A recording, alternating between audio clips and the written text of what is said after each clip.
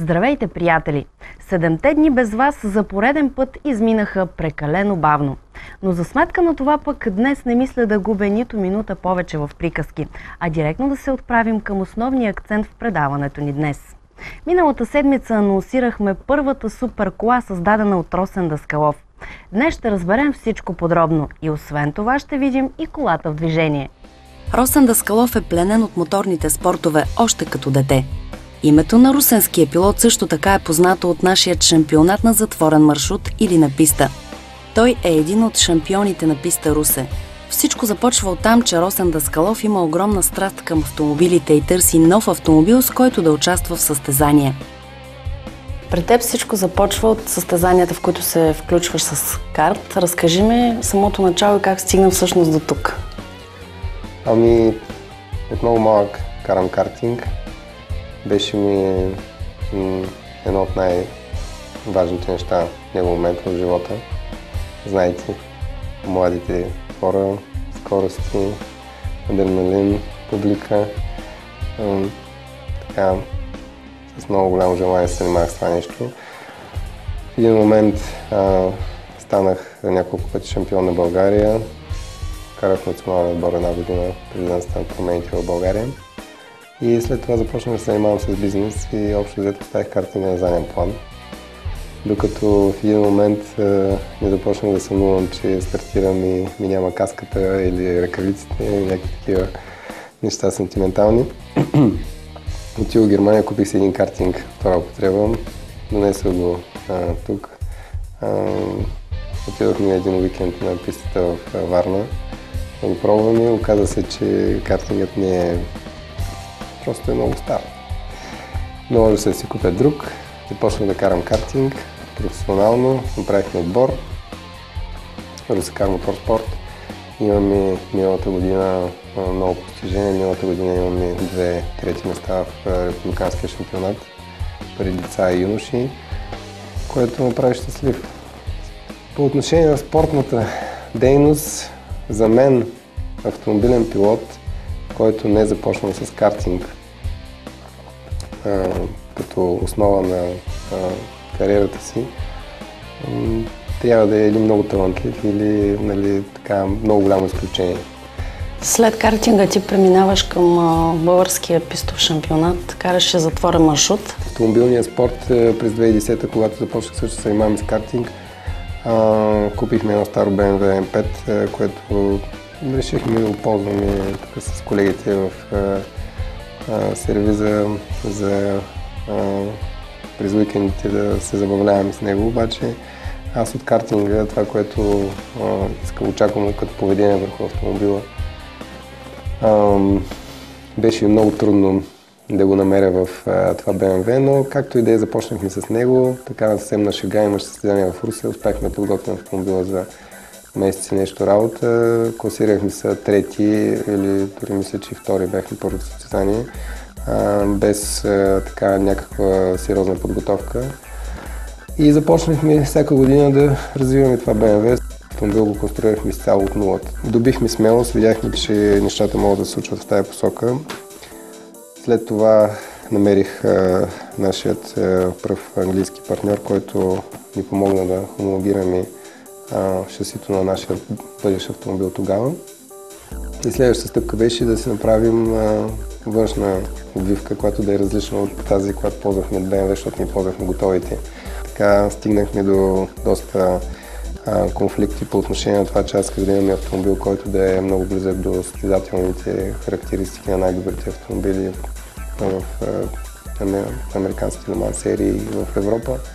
След цялото време, през което управлява различни автомобили и след редица участия в национални и международни състезания, идва моментът, в който той започва да мечтае да създаде собствен автомобил.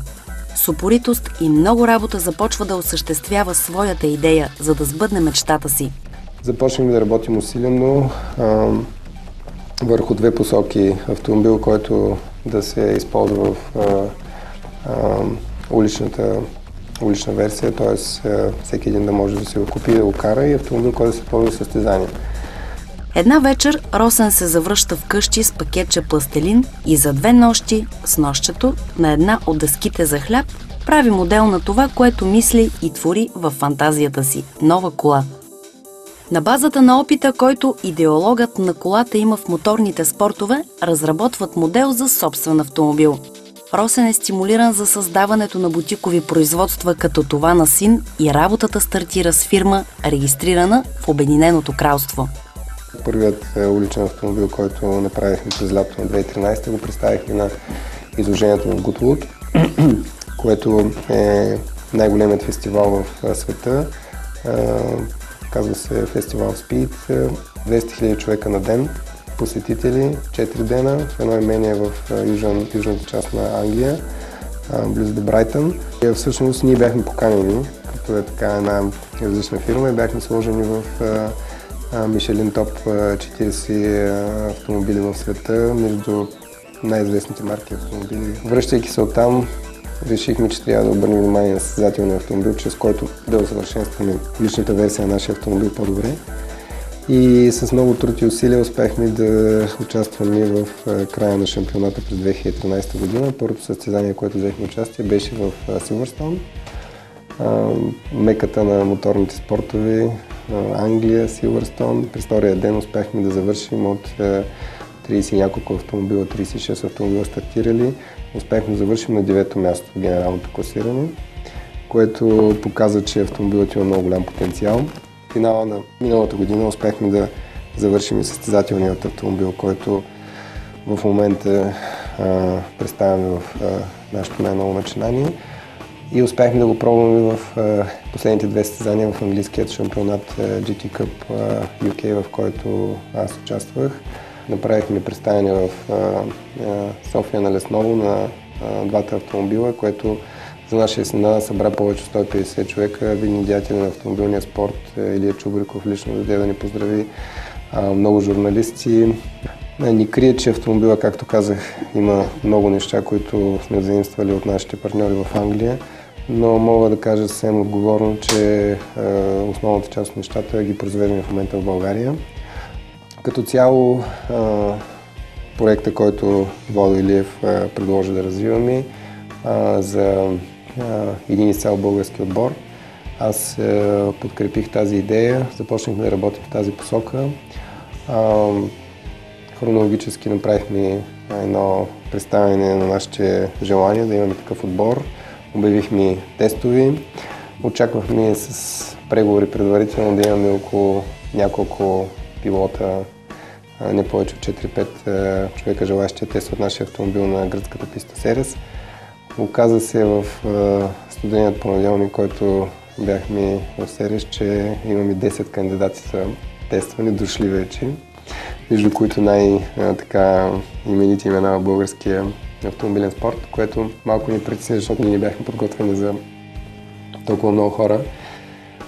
Въпреки всичко започнахме тестовете, които основната цел на тези тестове беше да се запознаят пилоти с автомобила, защото това е един автомобил, който в България такива автомобили до сега не са представени. Това е един GT автомобил, който се кара в европейските и световни шампионати с съвсем различно поведение на пътя, с много големи аеродинамични натоварвания, с специална скоростна кутия, с ръчно управление на волана, така наречения paddle shift и така нататък. Ние не искахме да представяме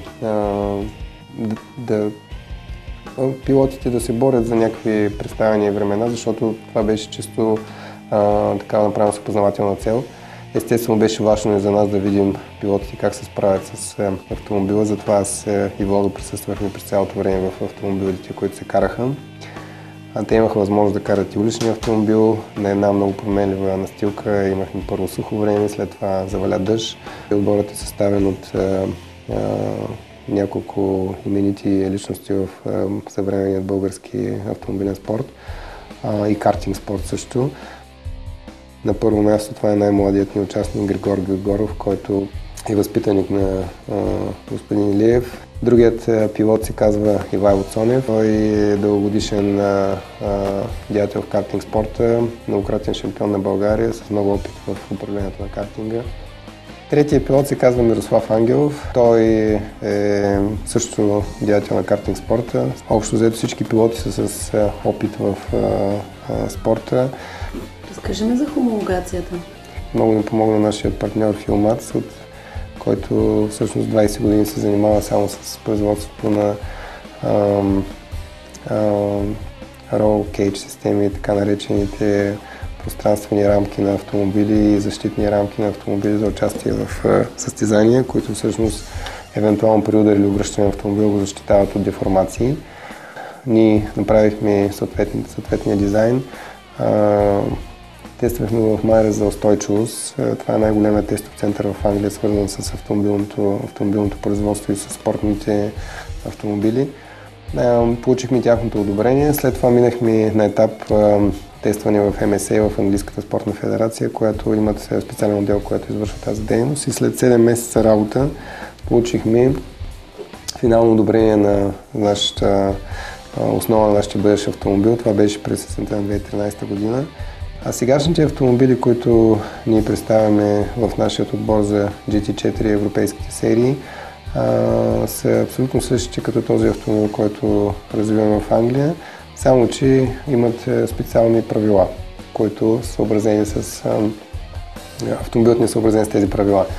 Нека да покажем на нашите зрители как всъщност се ражда един такъв автомобил. Добре, с удоволствие. Със сигурност, за да се стигне до тук, пътят никак не е лесен. Но пък резултатът е на лице. Нека все пак да видим всичко това. Това е машината, която всъщност прави формите за нашите автомобили. Тази машина успяхме да се произведем сами, т.е. с опита на български специалисти и успяхме да спестим страшно много средства. Формите се правят от тази машина. Тя е с 3D функции и след това готовите форми продължават да се обработват по различен начин. А сега нека разберем как се случва и останалото. Залата, в която влизаме тук, се извършва какво? Ами тук се извършва вече направата на карбоновите детайли. Както видяхме долу, там произвеждаме формите, които са нужни на нашите автомобили. Готовият детайл, загънат в така наречената вакуум чанта с съответното количество вакуум, налята е смолата и в момента той съхне. След 24 часа това нещо се отваря, изважда се детайл, поставят само карбоновото изделие, което след това продължава да се третира термично при температури около 100 градуса за определен брой часове. Това е така наречен процес, при който се използва вакуумна инфузия. Имаме същото производство на карбонови части от припрек.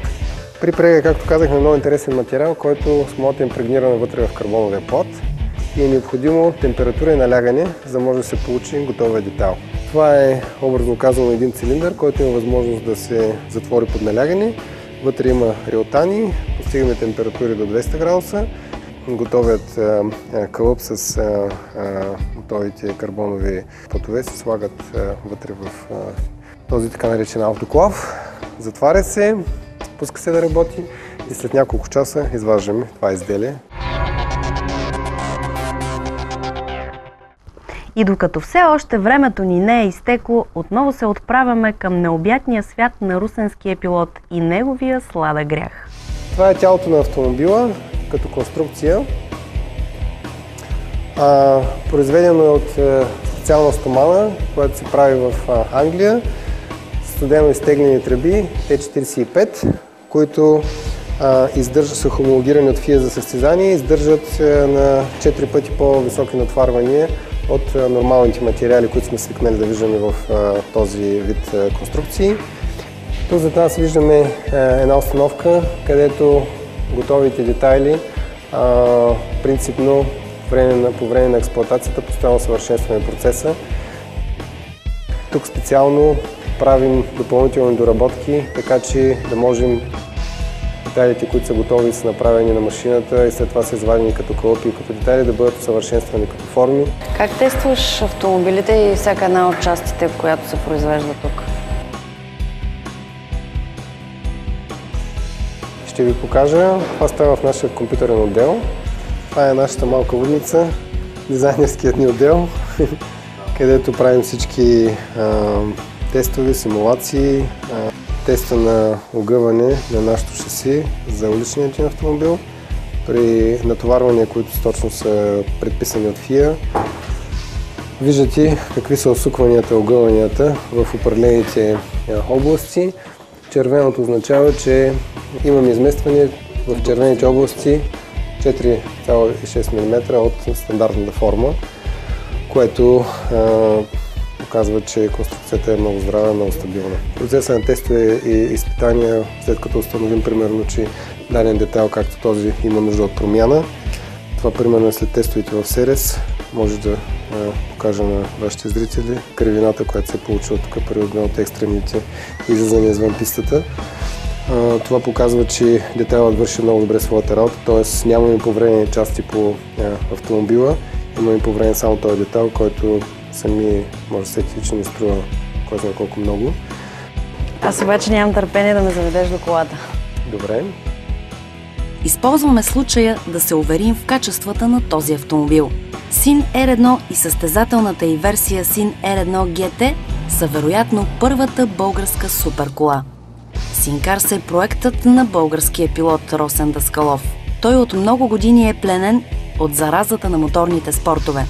Очаквам всеки момент Росен Даскалов да дойде с неговата агресивна и мощна машина и да ни повози, разбира се. Ето го и него. Тя е красива, нежна, агресивна, мощна и сигурна. Всеки мъж би искал поне веднъж да се разходи с нея по улиците на града, бавно и спокойно, или да изпробва темперамента й, като стъпи на нова родна магистрала. Тя е Син, колата на Росен Даскалов. Сладък грях, за който от момента на създаването й вече се говори и в Европа. Леле, красота! Автор на името на колата е съпругата на Росен – Син, което се превежда грях. Росен споделя, че проектът е грях към семейството му, тъй като изисква много време и усилия.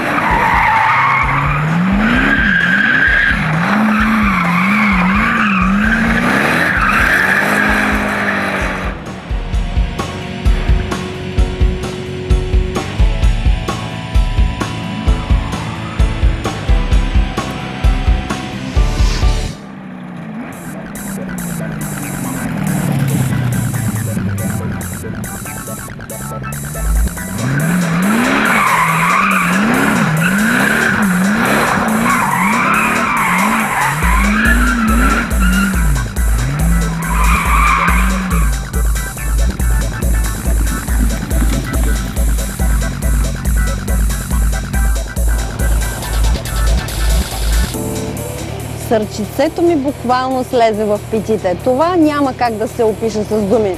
Единственият начин да разберете как се чувствам в момента е да седнете в този автомобил и Росен Даскалов да ви повози.